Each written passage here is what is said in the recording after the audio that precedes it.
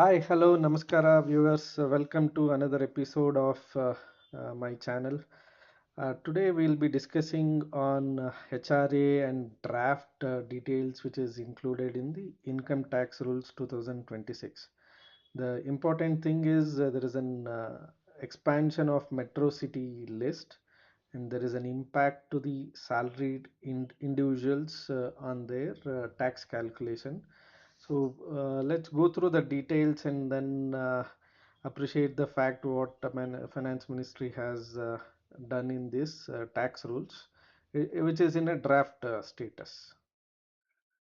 Before we dive into the new HRA benefits, quick but important note, the figures and rules we are discussing today are based on the draft income tax rules for 2026, because these are currently in the draft stage and feedback being taken to finalize, right? They are not yet finalized. It's not a final law and could be modified by the government before they take effect on 1st of April 2026, right? Also, tax planning is highly personal, and what works for the examples in this video might not be the best fit for your specific salary structure. Please treat this video as an educational guide, and always verify with your final tax planning with the qualified tax consultant or your CA before the next financial year ends, right? Or begins. So that the draft income tax rules, it will take effect if it is approved from April 1st, 2026, and it is maximizing the benefits for salaried individuals in expanded metro hubs, right? So that is the intention and benefit which is going to be derived by salaried class. And let's understand what are the HRA basics before going into the details.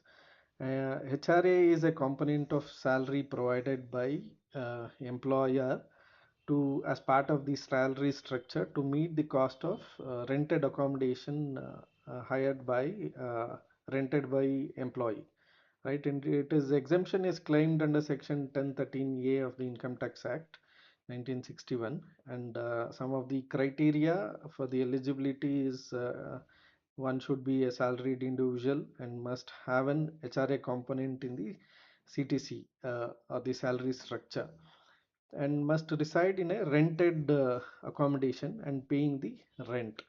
That's the eligibility criteria. Next, let's understand the HRA exemption formula, how it is calculated. The tax exempt portion is the least of the following three amounts, right? It is first one is the actual HRA received from the employer as part of the salary structure, and actual rent paid may minus 10% of the salary here. For this calculation, it includes basic plus DNS allowance if there is anything, right? And third criteria or the parameter is that 50% of the salary if living in metro cities, or 40% of the salary if it is in non-metro cities. So that's the cap. And to understand what are the cities which we have is the uh, currently there are four metro cities which is included as part of the income tax rules. It is Delhi, Mumbai, Kolkata, and Chennai. It is there from the beginning, only these four as the metro cities. Now it is proposed to increase the metro cities list with addition of Bengaluru, Hyderabad, Pune, and Ahmedabad as the expanded list. And before and after, for example, for Bengaluru city, the old rules, Bengaluru was a non-metro city, and there is a cap of 40%. And based on the draft rules, Bengaluru becomes metro city, and then there will be a increased 50% cap. Based on this increase, there will be a higher tax exemption for employees in tech hubs, leading to increased take-home pay for the salaried individuals. Let's take an example to understand the impact of the draft rules and how it is going to benefit the salaried individual. For an example, IT professional in Bengaluru with basic plus DA of 1 lakh per month, and he receives HRA of 50,000 per month. and is paying 60,000 as rent for the rented accommodation, right? And the before the rules, or the what is included in the current rules, it is city is classified as non-metro, and there is a cap of 40%, right? Maximum cap is 40% of 1 lakh, which is the salary basic plus DA.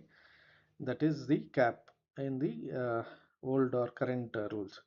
And that what is included in the draft rules 2026 is it is going to be considered as metro city for, and comes with a 50% cap, that is 50,000 as the maximum exemption cap.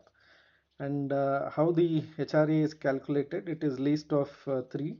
Actual HRA received, which is 50K, and rent minus 10% of the salary, it would be 60K minus 10K, which is going to be 50K in both the scenario. And the maximum cap under old or current rules, it is 40K, and in the draft rules it is going to be 50K.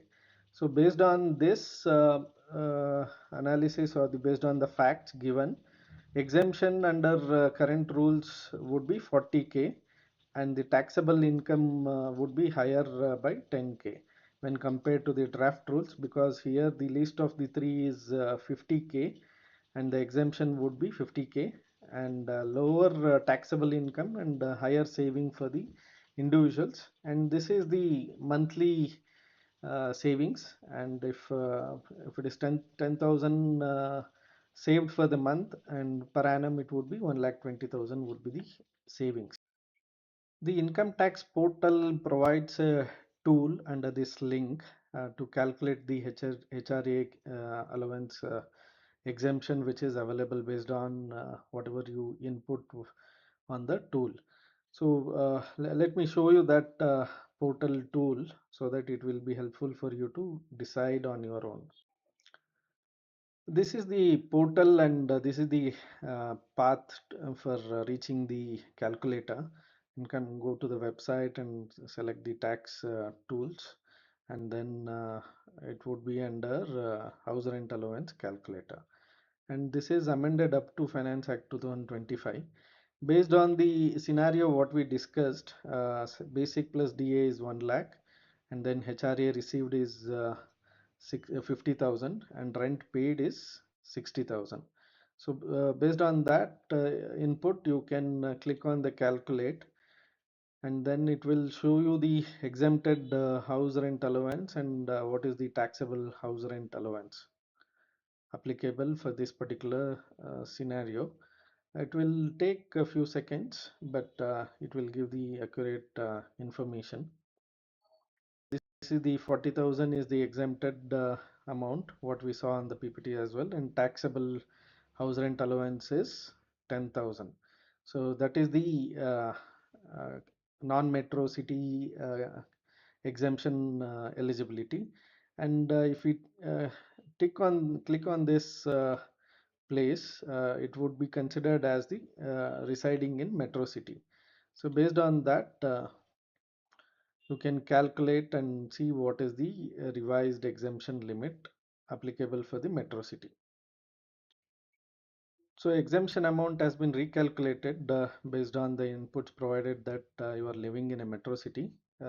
In that case, it would be 50,000, and there won't be any taxable HRA for you on that particular month. Okay, this is the tool which you can make use of it. So we have understood what is the current rules and what is the proposed rules. Let's also try to understand old regime versus new regime, because choosing the right regime is very critical for availing the HRA benefits. Under old tax regime, HRA exemption is available, and it is beneficial for those who are paying high rent and having other deductions of ATC, ATD, and other deductions which are available for you, right? And under the new tax regime, it is HRA exemption is not available.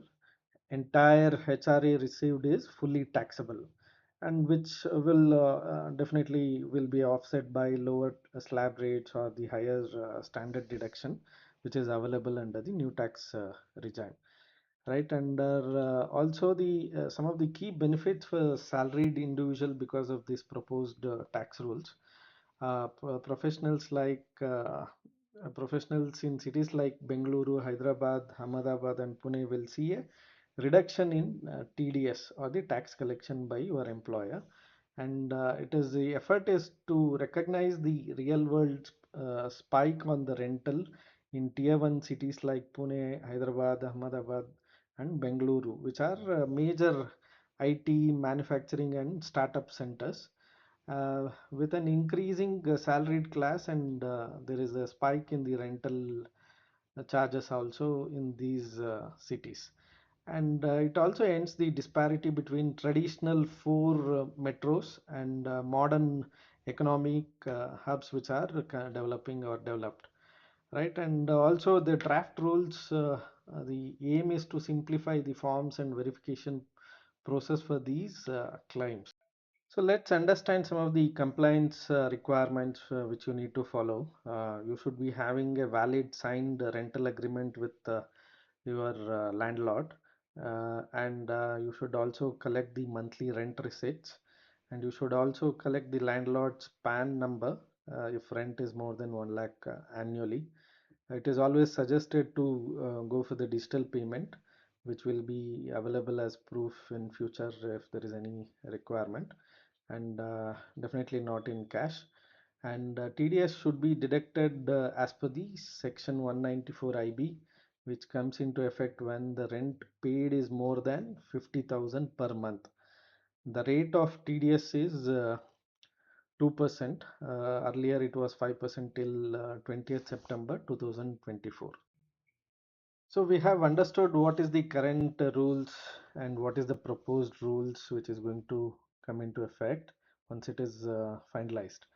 But you might be having certain uh, decision taking doubts, or you are unable to decide. So I have tried to create a summary for you. The thumb rule for 2026, it is always choose the old regime. If your total deduction, including HRA, ETC, ETD, home loan interest, or any other deduction, exceed the 4.5 lakhs for an income of 15 lakhs. So that's an kind of example. With the new 50% metro cap, this threshold is easier to hit in cities like Bengaluru, Pune, Hyderabad, and Ahmedabad, the cities. Right? If you have question, I mean, some of the questions which you should ask is, do you pay high rent in metro? If yes, old regime. If no, it is new regime. Is your rent more than 10% of your basic? If yes, old regime. If no, new regime. Do you have a home loan, self-occupied property? Old regime. If no, new regime. Do you prefer zero documentation? If yes, go for the new regime. If no, you can make the documentation, go for the old regime. Right, so that's the summary. So, in my opinion, draft rules 2026 is a win for urban professionals who are living in Bengaluru, Hyderabad, Pune, Ahmedabad. So, you always evaluate your total deduction before switching the regimes. HRA often makes the old regime more attractive for high rent payers, right? And the draft rules 2026 actually make the old regime much more attractive for residents of the newly added metro cities, right? By raising the cap to 50%, the tax savings in old regime might now outweigh the lower slab rates of the new regime, section 115 BAC for high rent payers. So that is always suggested. So 50% metro cap expansion is a great benefit. It comes with a compliance cost, though you have to maintain certain things like agreement, receipts, digital payments, whatever we discussed in earlier slide. So keep all those proof what is required to take the benefit of higher tax exemption for HRA. So that's all what we had for today on HRA and new tax rules, what has been included. So I thank you all, my viewers, and I'll come back with a new topic and a new episode soon for you to clarify or share the changes what has been included in the income tax or the personal income tax for salaried class. Thank you all.